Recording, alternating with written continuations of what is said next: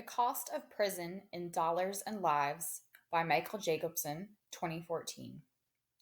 In this opinion piece, Jacobsen discusses juvenile justice and how young offenders should be treated in comparison to adult offenders.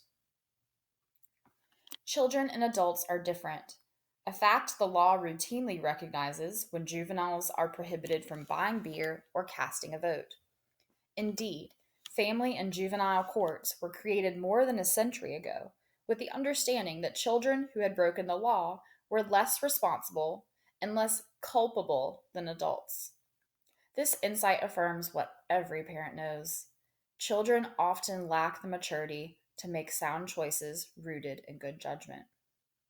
Yet, in recent years, many states have decided to sentence more children to longer periods of incarceration normally reserved for adults, especially for serious and violent crimes. That impulse may be understandable in many ways, but to treat children as adults contravenes both timeless parental wisdom and an improved understanding of youth development and brain functioning. Recent developments in neuroscience, for example, suggest that teenagers are neither competent to stand trial under the same circumstances as adults, nor as blameworthy for their actions. Studies have confirmed significant age related differences in cognitive processing affecting adolescents' ability to make sound judgments.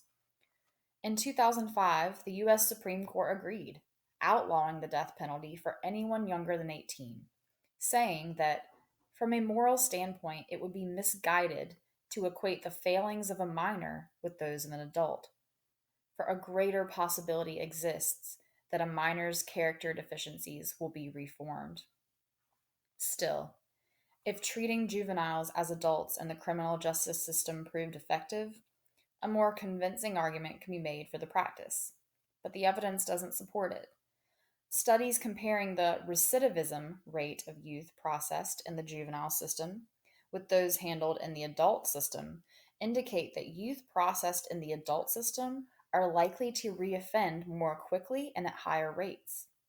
Moreover, studies show that a criminal conviction and incarceration have long term adverse social, educational, and economic effects on youth, and that community based supervision and treatment are, except for the highest risk kids, far more successful and appropriate for juveniles.